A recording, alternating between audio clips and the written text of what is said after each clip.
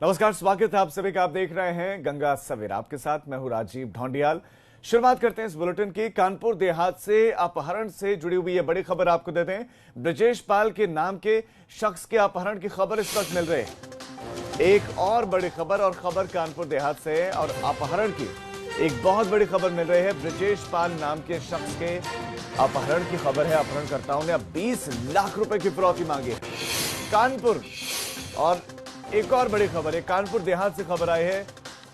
शख्स का नाम बताया जा रहा है ब्रजेश पाल और अपहरण कर लिया गया है। और ये भी खबर मिल रही है कि फिरौती की रकम मांगी गई है, 20 लाख रुपए की फिरौती मांगी गई है। और सबसे ज्यादा हैरान कर देने वाली जानकारी इसमें यह मिल रही है कि अपहरण के 9 दिन के बाद भी पुलिस के हाथ खाली हैं। 9 दिन बीत चुके हैं लेकिन पुलिस के हाथ खाली हैं। 20 लाख रुपए की अपहरणकर्ताओं ने फिरौती मांगी है। ये भोगनीपुर के चौरी गांव का मामला है।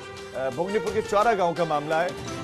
ब्रजेश पाल वहीं के रहने वाले हैं और लापता नहीं है बल्कि किडनैप किए गए हैं। किडनैप किए गए हैं जानकारी मिल रही है क्योंकि फिरौती की एक कॉल आई है। फिरौती की मांग की गई, 20 लाख रुपए की फिरौती मांगी गई। 9 दिन हो गए मामले को। ये इस वक्त बहुत बड़ी खबर आपको दे रहे हैं। प्रभात हमारे संवाददाता इस खबर पर और ज्यादा जानकारियों के साथ जुड़ गए। प्रभात, ब्रजेश पाल के बारे में आप बताइए, कब और कहां से उनका अपहरण हुआ, कब अपहरण की कॉल आई, पुलिस को कब सूचना दी गई, जो डिटेल्स आपके पास हैं सारे आप दर्शकों को दें। जी बिल्कुल, आपको बताना चाहूंगा कि जिस तरह से कानपुर देहात में भी एक अपराध का मामला सामने आया है, उसने सबको हैरान कर रखा है। वहीं पुलिस की कार्यप्रणाली के ऊपर वहां पर भी सवाल उठ रहे हैं। अगर पूरे घटनाक्रम की बात की जाए तो परिजनों का कहना है कि 17 तारीख की रात को उसका अपहरण हुआ और दूसरे दिन ही उनके पास 20 लाख की फिरौती का फोन आया था। यही नहीं, फिरौती मांगने वाला शख्स जो है वो ये कहता है अगर पुलिस को किसी प्रकार की सूचना दी तो अंजाम गलत होगा। यानी जो धमकी भी देता है कि पुलिस को सूचना ना दी जाए। लेकिन जो परिजन है उन्होंने पुलिस को सूचना दी है और पुलिस ने मुकदमा तो दर्ज किया, लेकिन पुलिस जो है एक्टिव, जो परिजनों का आरोप है कि पुलिस जो है वो तेजी से काम नहीं कर रही। यही वजह है कि आज 9 दिन बीत गए हैं, उसके बाद भी कोई अता पता नहीं, क्योंकि जो कॉल है वो अभी तक दोबारा से नहीं आई है। हालांकि अधिकारी जो है वहाँ के वो लगातार प्रयास कर रहे हैं, लेकिन पुलिस के हाथ अभी भी इतने दिन बाद पूरी तरह से खाली है। क्योंकि कानपुर की अगर बात की जाए तो संगीत मामले को पूरे प्रदेश में देखा तो वहीं कानपुर देहात का जो मामला है 9 दिन बीत गए हैं, लेकिन पुलिस के हाथ अभी पूरी तरह से खाली है। जी प्रभात, आपका इस तमाम जानकारी के लिए धन्यवाद। ये खबर बहुत बड़ी है। कानपुर में ही संजीत की हत्या हो जाती है। 30 लाख रुपए भी बदमाश जो अपहरण करता है वो ले जाते हैं। पैसा अभी तक बरामद नहीं हो पाया है, यहाँ तक कि संजीत का शव तक बरामद नहीं कर पाए हैं। दूसरी तरफ 9 दिन हो गए हैं, पुलिस कोई जानकारी नहीं जुटा पाई है ब्रजेश पाल नाम के शख्स के बारे में। FIR तो लिखे है, लेकिन परिवार का यह आरोप है कि पुलिस तेजी से कार्रवाई नहीं कर रही है। पुलिस ने मुकदमा दर्ज किया है लेकिन एक्टिव नहीं है। पुलिस पर यह आरोप लग रहा है कि पुलिस एक्टिव नहीं है। बहुत बड़ी खबर इस वक्त आपको दे रहे हैं। भोगनीपुर के चौरा गांव का रहने वाला ब्रजेश पाल लापता है। 17 तारीख को बताया जा रहा है कि वो लापता हुआ और उसके बाद से अभी तक पुलिस को कुछ नहीं मिला है। पुलिस के हाथ अभी तक खाली है। एक फिरौती का कॉल आया। फिरौती का कॉल जब आया तो कहा गया कि 20 लाख की फिरौती चाहिए और ये कहा गया कि 20 लाख रुपए दीजिए, आपके बच्चे को हम छोड़ देंगे। लेकिन और ये भी साथ साथ कहा गया, हिदायत दी गई कि पुलिस को इस बारे में जानकारी नहीं देनी। लेकिन पुलिस को जानकारी दी परिवार ने, इस उम्मीद से कि पुलिस कुछ कर लेगी, अपहरणकर्ताओं को पकड़ लेगी। लेकिन 9 दिन के बाद भी पुलिस कुछ नहीं कर पाई। कानपुर देहात भोगनीपुर कोतवाली इलाके के चौरा गांव से नेशनल धर्म कांटे पर काम करने वाले ब्रजेश पाल का 16 जुलाई की रात को धर्म कांटे से अपहरण हो गया। परिजनों को जब बेटे के गायब होने की सूचना लगी तो परिजनों ने बेटे ब्रजेश के मोबाइल नंबर पर कई बार फोन लगाया पर ब्रजेश का नंबर नहीं लगा। परिजनों के मुताबिक 17 जुलाई को ब्रजेश के ही नंबर से फोन आया और ये कहा गया कि तुम्हारा बेटा ब्रजेश मेरे कब्जे में, 20 लाख रुपए दो और बेटा लो।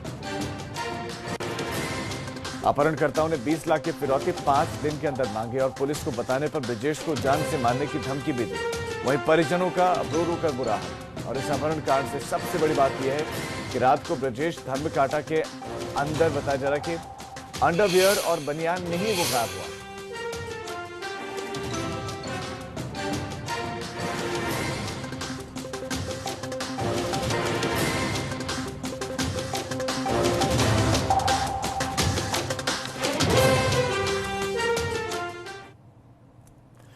खबरों में आगे बढ़ रहे हैं और वक्त हो गया आपको कोरोना का अपडेट देने का। यूपी में कोरोना संक्रमण लगातार बढ़ता जा रहा है। बिगड़ते हालातों को लेकर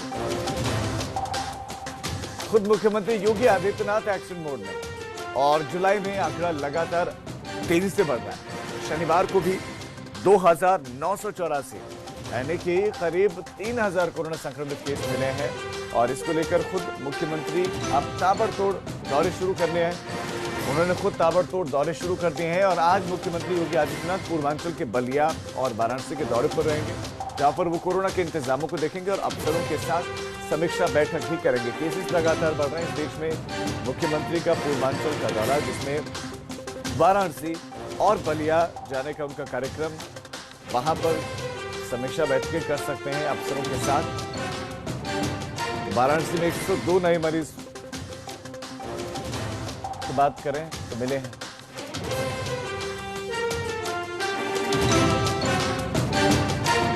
और इस खबर पर हमारे दो संवाददाता ज्यादा जानकारी के साथ जुड़ गए हैं। नीतीश पांडे हमारे साथ जुड़े हैं वाराणसी से और उनसे हम जानकारी लेंगे मुख्यमंत्री के पूर्वांचल दौरे की। तो हमारे साथ संतोष शर्मा लखनऊ से हमारे सहयोगी जुड़े हैं जो कोरोना पर आपको अपडेट देंगे। सबसे पहले संतोष, आप ही के पास कोरोना के मौजूदा स्थिति के बारे में बताइए कि ये क्या चिंताजनक स्थिति की तरफ उत्तर प्रदेश बढ़ता चला जा रहा है क्योंकि केसेस बढ़ रहे हैं, या इसके पीछे का ये भी कारण है कि अब सैंपल्स की जांच ज्यादा हो रही है इसलिए केसेस भी ज्यादा आ रहे हैं? और रोकथाम के लिए सरकार के इंतजामों की हम बात करें, वो इफेक्टिव कितने हो रहे हैं? क्योंकि कोशिश तो बहुत सारी की गई लेकिन वो असरदार कितने हो रहे हैं? देखिए, दोनों ही कारण है कि एक तरफ टेस्टिंग ज़्यादा हो रही है जिसकी वजह से लोग जो कोरोना से संक्रमित हैं उनका आइडेंटिफिकेशन जल्दी हो रहा है। दूसरी तरफ संक्रमण भी फैल रहा है, इसमें कोई दो राय नहीं है कि एक दिन में 2,984 यानी कि 3,000 लोग कोरोना के नए मरीज सामने आ रहे हैं। अब आप अंदाज़ा लगाइए कि किस तरीके से संक्रमण फैल रहा है। 22,000 अभी भी 22,500 के करीब जो लोग हैं वो अभी भी अस्पतालों में भर्ती हैं। अभी तक कुल 62,000 लोग उत्तर प्रदेश में 62,000 लोग उत्तर प्रदेश में कोरोना से संक्रमित हो चुके हैं। यानी कि संक्रमण लगातार फैलता जा रहा है। सरकार के प्रयास अपनी जगह पर हैं लेकिन संक्रमण फैल रहा है और टेस्टिंग भी की जा रही है। दोनों ही फैक्टरों की वजह से लगातार उत्तर प्रदेश में कोरोना के जो मरीजों का आंकड़ा है वो लगातार बढ़ता जा रहा है। स्थिति भयानक होती जा रही है। रोज कोरोना के जो आंकड़े आते हैं वो खुद ही 24 घंटे में तोड़ दिए जाते हैं। आज 2,984 आंकड़े आए बीते 24 घंटे में कि नए मरीज आए हैं। कल तक 2,500 के आसपास आंकड़े थे। यानी कि रोज नए मरीजों की संख्या बढ़ती जा रही है। नए मरीज बढ़ते जा रहे हैं। डिस्चार्ज होने वाले मरीजों ठीक हो रहे हैं, उनकी संख्या कितनी है? मृत्यु दर क्या है? स्वस्थता दर क्या है प्रदेश में? बढ़ रहे हैं। देखिए, अगर बात करें कि 39,000 के आसपास मरीज डिस्चार्ज हो चुके हैं, 22,000 अस्पताल में हैं। 24 घंटे में 39 लोग की मौत हुई है। 150 के आसपास लोग अभी तक कुल कोरोना के संक्रमण की वजह से मौत हो चुकी है। मरने वालों की संख्या में थोड़ा सा लगाम कसी जा सकी है, बेहतर स्वास्थ्य सेवाएं हैं, लेकिन लगातार कोरोना के मरीजों के आंकड़े बढ़ते जा रहे हैं। रोज 24 घंटे में नए आंकड़े आ रहे हैं, ये चिंताजनक है। जी संतोष, आप हमारे साथ बने रहे। मैं रुक करता हूं नीतीश का। नीतीश, मुख्यमंत्री योगी आदित्यनाथ का पूर्वांचल का दौरा और कहा जा रहा है कि कोविड-19 के मद्देनजर ही उनका दौरा है। सबसे पहले बताइए कि बलिया और वाराणसी उनको आना है, पहले कहाँ जाएंगे, कितने बजे पहुंचेंगे, क्या क्या कार्यक्रम है, वो आप विस्तार से दर्शकों को बताएं। राजीव, 11:30 बजे बलिया का कार्यक्रम है। बलिया में समीक्षा बैठक करेंगे और इसके साथ ही कमांड सेंटर का निरीक्षण करेंगे। लगभग 3 बजे मुख्यमंत्री बनारस आएंगे और 3 बजे आने के साथ ही सबसे पहले जो अधिकारी हैं, मंडल स्तरीय जो अधिकारी हैं बनारस मंडल के, उनके साथ समीक्षा बैठक करेंगे बीएचयू में और उसके बाद यहां से लखनऊ रवाना होंगे। आपको बता दें, तमाम प्रशासनिक दावे हैं लेकिन जमीन पर कोविड-19 के जो इंतजाम है वो कहीं भी किसी भी तरह से पूरे होते दिखाई नहीं दे रहे हैं। जाहिर सी बात है, अगर सूचना तंत्र और सूत्रों के हवाले से जो खबर आ रही है, इतना तो तय है कि इस बार की बैठक में मुख्यमंत्री इन अधिकारियों को डांट पिलाने वाले हैं, इनकी क्लास लगने वाली है।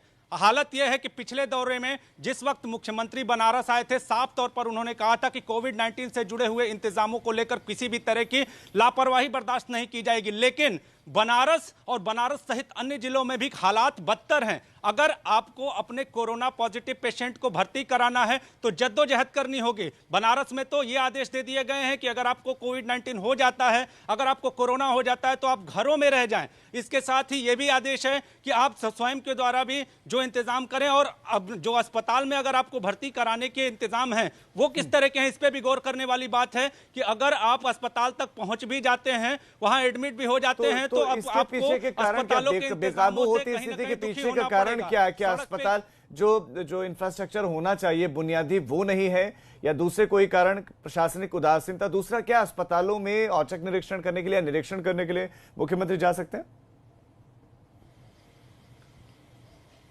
निश्चित तौर पे संभावना यही जताई जा रही है। हालांकि प्रोटोकॉल में अभी किसी अस्पताल के निरीक्षण की बात नहीं है, लेकिन संभावना ये जताई जा रही है कि मुख्यमंत्री अस्पतालों के निरीक्षण के लिए भी जा सकते हैं। और आपने जो सवाल किया कि क्या इसकी वजह क्या है, इसकी वजह कहीं ना कहीं प्रशासनिक लापरवाही है। जो वेंटिलेटर जिसकी जरूरत है इस कोरोना काल में सबसे ज्यादा, उसकी भी कहीं ना कहीं बनारस में कमी है। और आज इन कमियों के मद्देनजर अधिकारियों को यहां पर मुख्यमंत्री डांट पिलाने वाले हैं, उनकी क्लास लगने वाली है, ऐसी सूत्रों के हवाले से खबर है। लेकिन अब यह देखना होगा कि क्या ये अधिकारी जो कागजी आंकड़े हैं मुख्यमंत्री के सामने पेश कर देते हैं, क्योंकि मुख्यमंत्री के आगमन की सूचना से ही अधिकारी तंत्र में अफरा तफरी का माहौल था। राजीव, आपको बता दें, कल से अधिकारी पेपर और कागजों को पूरा करने में जुटे हुए थे, लेकिन अब यह देखना होगा कि मुख्यमंत्री के सामने क्या आता है। क्या मुख्यमंत्री का जो अपना सूचना तंत्र है वो इन लापरवाही के संदेशों को मुख्यमंत्री का ये दौरा बहुत महत्वपूर्ण है। हम आगे भी आपसे अपडेट लेंगे। फिलहाल आपका तमाम जानकारी के लिए धन्यवाद संतोष। आप हमारे साथ बने रहें क्योंकि अगली एक और बहुत महत्वपूर्ण और बड़ी खबर है जो हम दर्शकों को बताने वाले हैं, उस पर मैं आपके पास लौटूंगा। तो खबर है उत्तर प्रदेश के प्रशासनिक अमले में अफसरों की चुनौतियां ज्यादा बढ़ चुकी हैं, क्योंकि सरकार अब चलता है वाला रवैया बर्दाश्त नहीं करने वाली है। इसको लेकर तैयार नहीं है। कोई भी घटना सिर्फ घटना न रह जाए, बल्कि उसमें इंसाफ की आवाज हो और सरकार का इकबाल बुलंद हो। अब सरकार उस रास्ते पर चल पड़ी है। इसी का नतीजा है कि यूपी में आईपीएस अधिकारियों के तबादले हुए हैं, लेकिन सवाल सिर्फ पुलिस वर्ग का नहीं है। अस्पतालों समेत कई दूसरी और व्यवस्थाएं हैं जिन्हें लेकर अब सख्ती बरतने की जरूरत है। सबसे पहले आपको ये रिपोर्ट हम दिखाते हैं।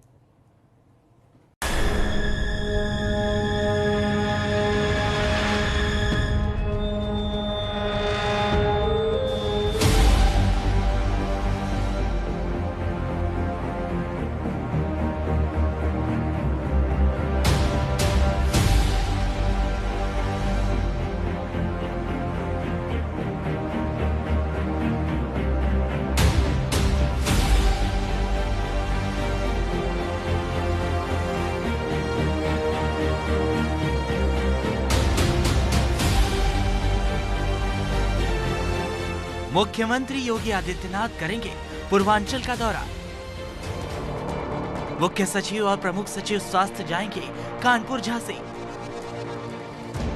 कोरोना के बढ़ते मामले पर लखनऊ सीएमओ पर गिरी गाज, लेकिन कानपुर अस्पताल के डॉक्टर सुधरने को नहीं तैयार।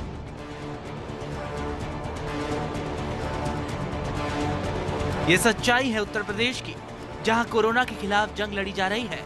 मुख्यमंत्री योगी आदित्यनाथ समेत तमाम दूसरे अफसरों ने मोर्चा संभालने का फैसला किया है।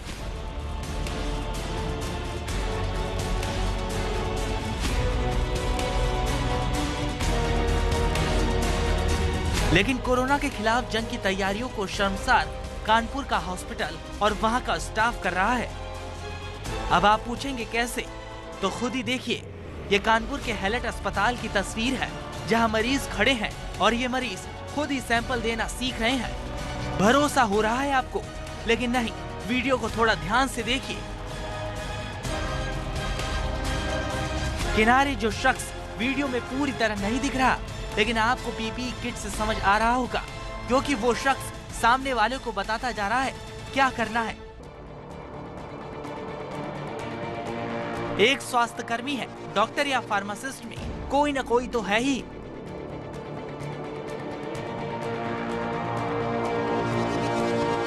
इस तस्वीर को दिखाने का मतलब अब आप समझ चुके होंगे, फिर भी नहीं समझे तो बताते हैं। असल में सैंपल लेने का काम अस्पताल के स्टाफ का होता है, लेकिन यहाँ तो स्टाफ हाथ लगाने को तैयार नहीं है। वो लकड़ी से घास खिलाना चाहता है। अब जरा सोचिए, जिन्हें कोई तजुर्बा नहीं सैंपल लेने का, जिनके पास हिफाजत करने का कोई हथियार नहीं, वो सैंपल दे रहे हैं। इसका नुकसान भी समझिए। पहली बात, इनमें संक्रमित कौन है ये किसी को नहीं पता। दूसरा, अगर वो संक्रमित हुआ तो ऐसे ही जाकर न जाने कितने चीजों को हाथ लगाएगा। तीसरा, जिन स्वास्थ्य कर्मियों को कोरोना वॉरियर का दर्जा दिया गया वो अचानक कोरोना से क्यों डरने लगे। लेकिन सवाल सिर्फ कानपुर का नहीं है बल्कि वाराणसी का भी है। यहाँ हरहुआ पीएचसी की तस्वीरें भी देख लीजिए। कोरोना के दौर में जिस सोशल डिस्टेंसिंग को जरूरी बताया जा रहा है वो अस्पताल में ही हवा हो गई। यहाँ 2 प्रसूताओं को एक ही बेड पर लिटा दिया गया। बची कुची कसर तीमारदारों ने पूरी कर रखी है। वो भी अपने मरीजों के बेड पर पैर पसारे देखे जा सकते हैं। इन्हें रोकने और टोकने वाला कोई नहीं है। ऐसे में क्या व्यवस्था बनाई जा रही है कोरोना से बचने के लिए समझा जा सकता है। जबकि कोरोना किसी को भी चपेट में लेने में भेदभाव नहीं कर रहा है। प्रदेश के स्वास्थ्य मंत्री समेत कई मंत्रियों को कोरोना हो चुका है। मध्य प्रदेश के मुख्यमंत्री ने भी खुद को कोरोना पॉजिटिव होने का ऐलान कर दिया है। स्वास्थ्य सेवाओं को लेकर सख्ती दिखाने का समय आ चुका है, वरना ऐसा न हो जिस उत्तर प्रदेश के मुख्यमंत्री अपनी सूझबूझ और कड़ी मशक्कत से बचाकर ले आए हैं उसकी हालत बिगड़ जाए। कानपुर से प्रभात अवस्थी, वाराणसी से नीतीश पांडे के साथ bureau report, ABP Ganga.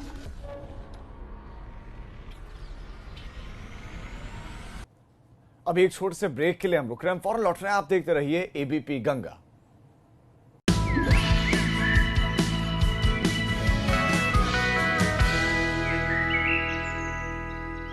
Corona virus या सामान्य सेहत से जुड़ी डॉक्टरी सलाह चाहते हैं? स्टार हेल्थ इंश्योरेंस पेश करता है फ्री टेलीमेडिकल कंसल्टेशन विशेषज्ञ डॉक्टरों के साथ, सदैव आपकी सेवा में। दवा इंडिया आई है। यहाँ पर हाई क्वालिटी जेनेरिक दवाइयाँ मिलती हैं, जिनका दाम ब्रांडेड दवाइयों से बहुत कम होता है। जेनेरिक दवा के लिए सिर्फ दवा इंडिया। जब पसीने वाली खुजली सताए तो आप ना रह पाए, इसलिए अपना ये एंटी फंगल पाउडर अब्सॉर्ब। इसका डबल एक्शन फॉर्मूला पसीना कंट्रोल करे, खुजली रोके। तो अब खुजली नहीं, अब्सॉर्ब करो।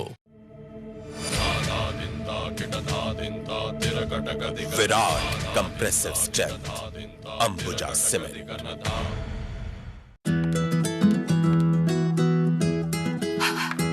बदबू का खौफ कभी नहीं, क्योंकि अब आया है महकती ताजगी भरा वीको का सॉफ्ट वीको वज्रदंती, अब सॉफ्ट फ्लेवर में। वीको वज्रदंती।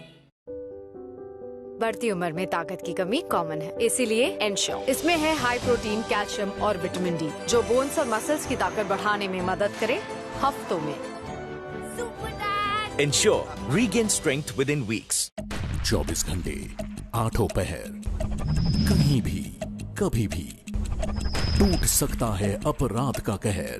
इसलिए जरूर देखिए उत्तर प्रदेश और उत्तराखंड की क्राइम स्टोरीज, ताकि आप उनसे सीखें और रहें हाई अलर्ट। रोज शाम 6 बजे सिर्फ एबीपी गंगा पर।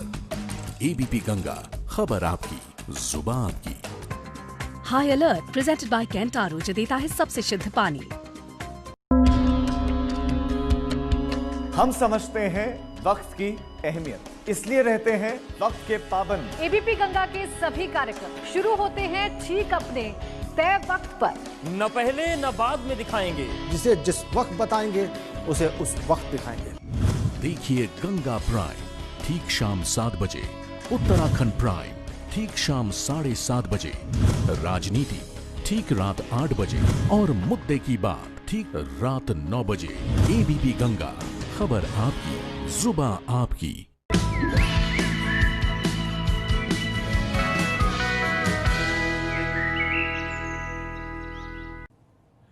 ब्रेक के बाद आप सभी का स्वागत है। एक बहुत बड़ी खबर आपको देते हैं। कानपुर के बिकरू कांड से जुड़ी हुई मिल रही चश्मदीद मनु दुबे का एक और वीडियो मिला है। कानपुर के बिकरू कांड में जहां पर 8 जवान शहीद हुए थे, एक वीडियो आया है सामने। वीडियो आपको सुनवाते हैं। आनंद में तो अमर को देखा था हमने, और ये जो उन्होंने कहा था कि बेटा हुआ है, ये जो क्या अतुल थे उनने कहा था, और विकास दुबे ने तो खूब गोली मारी थी, और ये भी बोला एनकाउंटर करने आएगा। मेरा कमरा है कि आनंद में तो अमर को देखा था हमने, और ये जो उन्होंने कहा था कि बेटा हुआ है, ये जो क्या अतुल थे उनने कहा था, और विकास दुबे ने तो खुद गोली मारी थी और ये भी बोला था एनकाउंटर करने आएगा। मेरा कमरा एक ही था। तो बिकरू कांड से जुड़ा हुआ ये वीडियो, और आप अंदाजा लगाइए उस क्रूरता का कि सीओ देवेंद्र मिश्रा वो जख्मी थे और इन तीन अमर, अतुल और विकास दुबे ने उनको घेर कर कहा कि एनकाउंटर करने के लिए आए थे, और ताबड़तोड़ गोलियां बरसाने के बाद उनको जख्मी करने के बाद ये स्थिति थी। और ये चश्मदीद मनु कह रहे मेरा कमरा दूर ही कितना था, ये वो बात कह रहे हैं।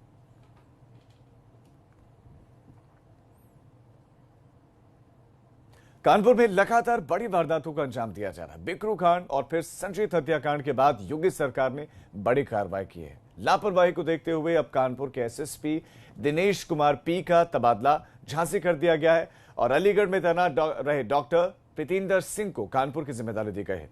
यूं तो कुल 15 आईपीएस का ट्रांसफर हुआ, लेकिन कानपुर सुर्खियों में बना हुआ, जिसके चलते यूपी पुलिस की काफी किरकिरी हुई है। वहीं अमेठी में कार्रवाई को लेकर लापरवाही का मामला आने पर वहां के पुलिस अधीक्षक ख्याति गर्ग को हटाकर दिनेश सिंह को जिम्मा दिया गया। ख्याति सिंह तब सुर्खियों में आई जब दो महिलाओं ने, मां बेटी ने आत्मदाह किया, जिसमें अस्पताल में गंभीर रूप से झुलसी मां की मौत हो गई थी। उस मामले में वो सुर्खियों में आए थे। दूसरी तरफ दिनेश कुमार पी, कानपुर की हम बात करें, कानपुर में एक दो मामले नहीं, जब से उनको जिम्मेदारी मिली उसके बाद से पिंटू सिंगर का मामला हो, विकास दुबे का मामला और बड़ा हुआ। 8 पुलिसकर्मी शहीद हुए, उसके बाद फिर केस आया संजीत का, 1 महीने तक पुलिस के हाथ खाली। और जो नई जिम्मेदारी जिनको दी गई है वो है प्रीतिंदर सिंह, जो आप दूसरी तस्वीर में देख रहे हैं। ये नए एसएसपी बनाए गए हैं कानपुर के।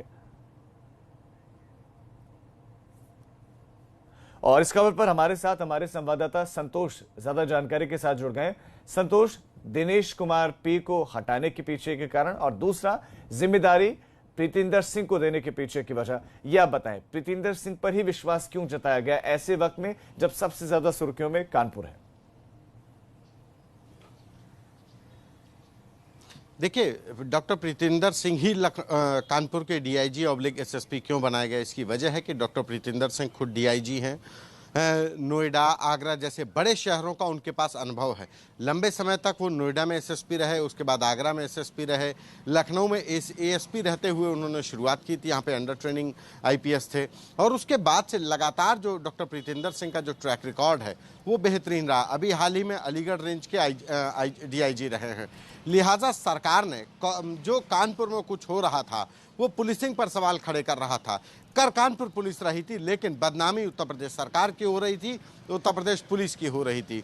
बिकरू कांड को लेकर के व्यवस्था पर सवाल खड़े किए जा सकते थे, लेकिन संजीत यादव अपहरण कांड ने कानपुर पुलिस में किस तरीके से एक बड़े अधिकारी, अनुभवशील अधिकारी की कमी को उजागर कर दिया कि एक वहाँ का बर्रा का इंस्पेक्टर ने पूरे मामले को ही ऐसा तहस नहस किया कि एक युवक की जान चली गई। परिवार को 30 लाख की फिरौती देने के बावजूद पुलिस नहीं बचा सकी और उत्तर प्रदेश पुलिस की विश्वसनीयता, उसकी काबिलियत पर सवाल खड़े हो गए। दिनेश कुमार पी को तो सेम पद पर, उसी पद पर झांसी भेज दिया गया, तो इसको डिमोशन कैसे करार दिया जाए? इसको कार्रवाई के तौर पर देखा जाए या उनका बस ट्रांसफर हुआ है तो उनके पद में भी किसी तरह की कोई कमी नहीं की गई है? देखिए, दिनेश कुमार पी एक अच्छे अधिकारी हैं। उनकी इंटीग्रिटी अनडाउटेडली बहुत ही ईमानदार अधिकारियों में शुमार की जाती है। वो हाल ही में कानपुर गए। कानपुर उनके अनुभव के आधार पर एक बड़ा शहर था। जाहिर है कि वो सहारनपुर से कानपुर गए थे, उनके पास सहारनपुर और कानपुर में ज़मीन आसमान का अंतर है। लिहाजा कानपुर में जाते ही स्थितियां बिगड़ने लगीं और कहीं ना कहीं संजीत यादव मर्डर केस ने साबित कर दिया कि दिनेश कुमार पी के पास अनुभवहीनता की वजह से वो कानपुर संभल नहीं रहा है। लिहाजा सरकार ने उनका तबादला किया है। उत्तर प्रदेश में अगर बात करें तो शहरों का वर्गीकरण उत्तर प्रदेश सरकार में, मतलब उन्होंने एक अघोषित तौर पर कर रखा है ए और बी और सी ग्रेड के। तो झांसी है, एक बड़ा शहर जरूर है लेकिन शांत है, वहां पे क्राइम भी नहीं है, बहुत ज्यादा आपराधिक घटनाएं भी नहीं होती हैं, बड़ा शहर है। लिहाजा दिनेश कुमार पी को कानपुर से हटा करके झांसी भेजा गया। उनका रूटीन एक ट्रांसफर के तौर पर देखा जा सकता है, लेकिन यह जरूर है कि एक बड़े महानगर से छोटे जिले में जाना यह डिमोशन के लिहाज से देखा जा सकता है कि सरकार ने कार्रवाई करते हुए उनको वहां से हटा दिया है। ठीक उसी तरीके से अयोध्या में भी डीआईजी रैंक के अधिकारी दीपक कुमार को, जो चित्रकूट रेंज के आईजी थे, डीआईजी थे, उनको भेजा गया है। अयोध्या की अपनी संवेदनशीलता है। प्रधानमंत्री नरेंद्र मोदी को आना है 5 अगस्त को, जब वो यहाँ पर आएंगे, शिलान्यास करेंगे। जाहिर है कि वहाँ के सिक्योरिटी को लेकर के एक अनुभवशील अधिकारी की जरूरत है। वहीं दूसरी ओर अयोध्या हमेशा से ही संवेदनशील रहा है। अयोध्या को लेकर के ही ये फैसले लिए गए हैं। लिहाजा कानपुर और अयोध्या 2 ऐसे शहर हैं जहाँ की पुलिस की कमान डीआईजी स्तर के अधिकारियों को दे दी गई है। ठीक है संतोष, आपका इस तमाम जानकारी के लिए धन्यवाद। तो दिनेश कुमार पी को भेज दिया गया है, जहां से उनकी जगह लेंगे डॉक्टर प्रीतिंदर सिंह। तो इस बुलेटिन में फिलहाल इतना ही। छोटे से ब्रेक के बाद देखिए खबरें ताबड़तोड़।